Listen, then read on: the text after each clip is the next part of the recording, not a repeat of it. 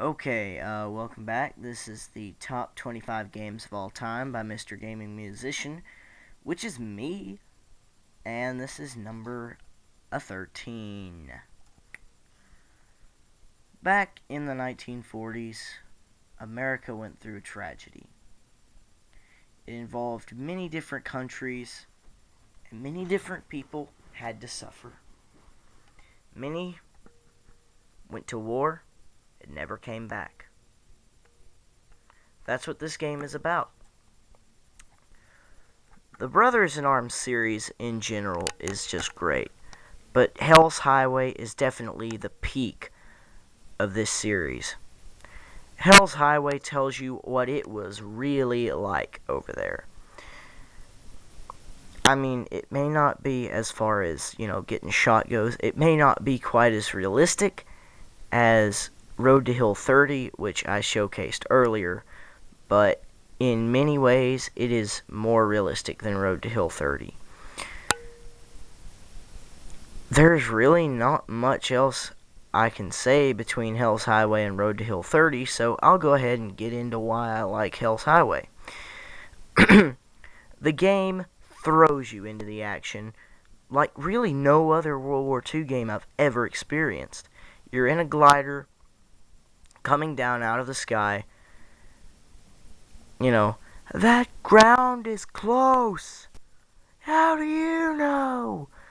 Really, it's pretty funny banter in the glider as well between those two soldiers.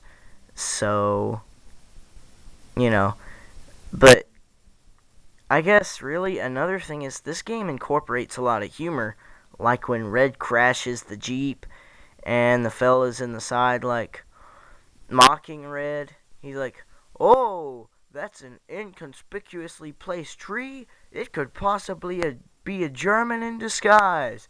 I'll save us." It's just funny.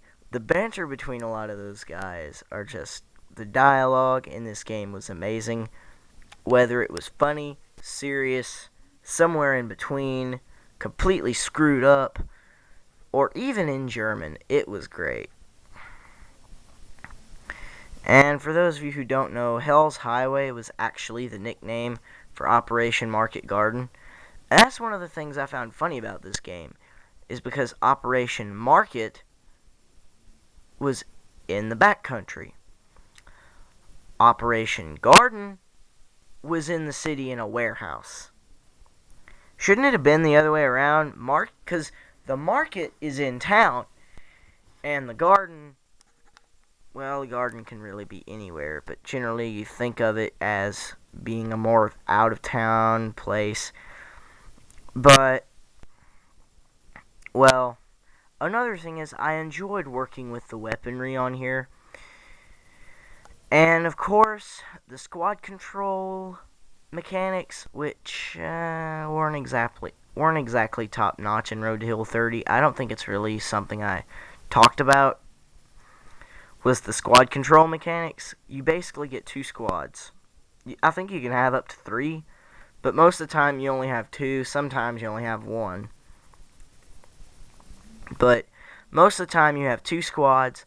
You can use them majorly to your advantage, especially if you have a bazooka or a machine gun squad. The bazooka squads are good for taking out like the enemy machine guns and stuff like that. It is extremely useful. So, another thing is it's so easy to control them in this one. In the other one, it might have been just because I was playing on the PlayStation, and I'm not very big on the PlayStation controllers. I'm more, Xbox versus PlayStation. I'm definitely an Xbox guy. So in Brothers in Arms, Hell's Highway, I got the Xbox 360 version of it. So the squad control, yeah, that popping was my computer again. The squad control of it is more fluid in here. And really, if you just want them to get into cover as fast as they can, you can really just order them to do that. It's so much easier. Because, in Road to Hill 30, you had to actually tell them where to go. You couldn't just tell them, fall out fall in. You couldn't do all that. You had to actually, well, I think you could tell him to fall in, but I don't think you could tell him, okay, get into cover now. You couldn't actually do that. You could just show them where to go. And they could get shot in the process. Where in this game, you just click up, tell them to fall out. They find cover as fast as they can. They run like hell to get out of the way. Where in Road to Hill 30, it's like, okay, we're being shot at. Oh, let's take a nice walk over to cover. Obviously, they're gonna get shot by then.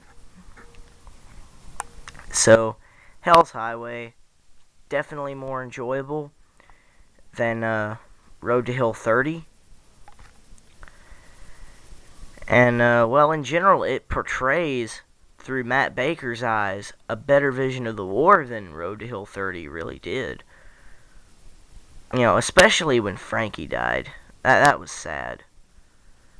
Alright, so I'm going to end this video before I start crying because Frankie's death really was sad. I'm sorry if I spoiled it for anyone, but, well, sucks to be you, I guess.